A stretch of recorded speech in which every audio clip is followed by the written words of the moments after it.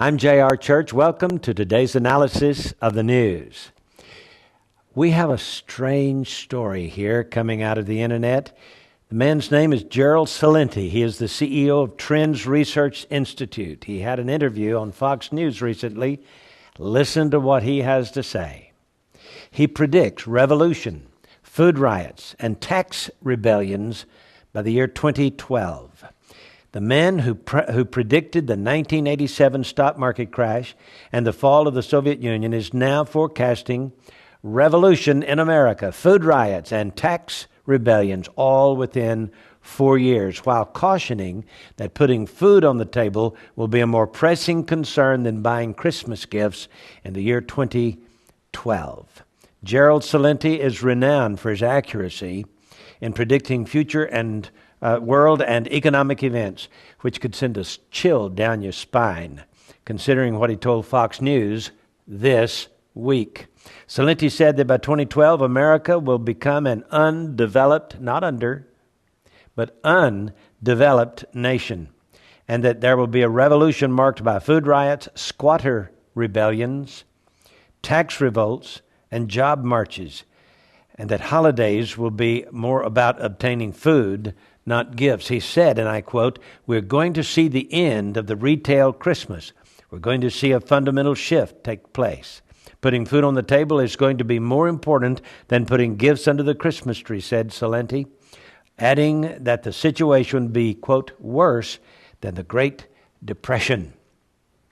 He also said America is going through a transition, the likes of which no one is prepared for, noting that people's refusal to acknowledge that America was even in a recession highlights how big a problem denial is in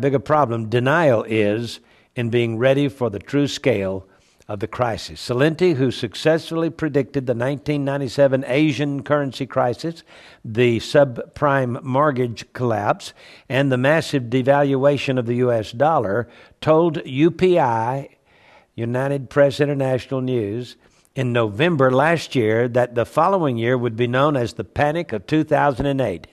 Guess what? He hit the nail on the head, adding that, quote, "giants would tumble to their deaths," end of quote. Well, that's exactly what happened with the giants like Lehman Brothers, Bear Stearns, and others that have gone under. He also said that the dollar would eventually be devalued as much as 90%. Can you imagine? That's either devalued or inflation, one or the other. It's going to cost more to do anything.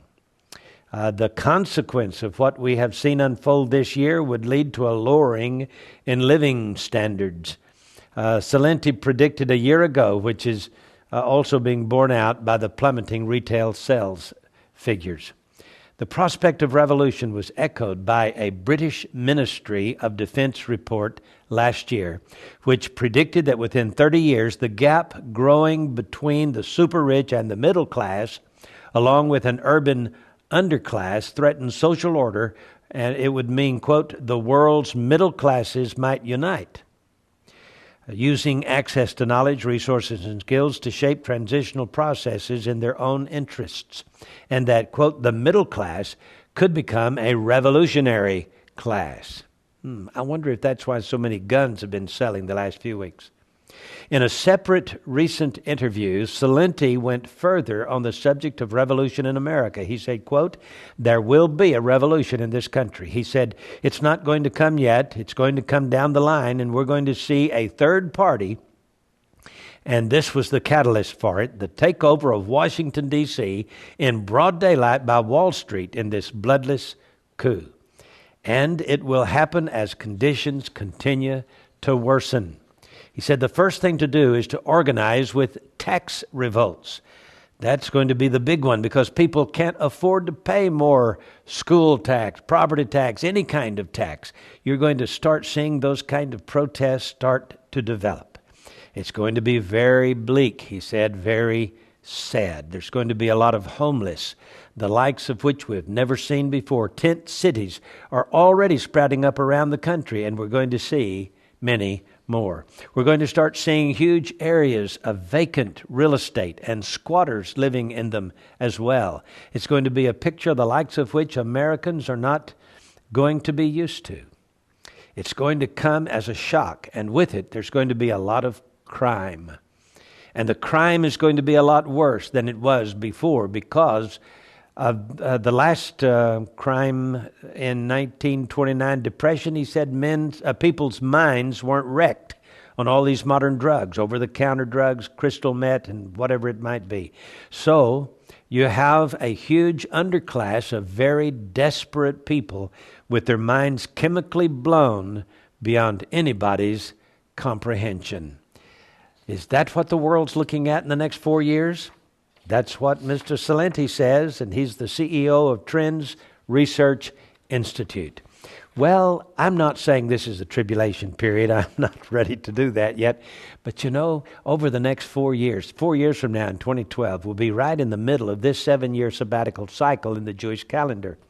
We do know that the Bible tells us that in the middle of a sabbatical cycle, in the middle of what is called the tribulation period, when the world is going to be in crisis, the Scripture says that a beast will come up out of the earth having 2 horns like a lamb and speak like a dragon. And he will deceive those that dwell on the earth by means of the miracles which had power to do. And it says he will cause all, both small and great, rich and poor, free and bond, to receive a mark in their right hand or in their foreheads, that no man might be able to buy or sell, save he that had the mark or the name of the beast or the number of his name. One of these days, the currencies of this world will be dumped in favor of a cashless society. Not a plastic card, but an engraving in the hand of the forehead. Is it that soon? Is this, what Mr. Celente says here, is this coming in the next 4 years? I cannot tell you that it is, but it would be advisable to learn, for you, to learn what makes the economy go round, what makes it run, and see if you can figure out what you can do to save your family and your assets in the coming years. I'm J.R. Church. See you again Monday afternoon with our next analysis of the news.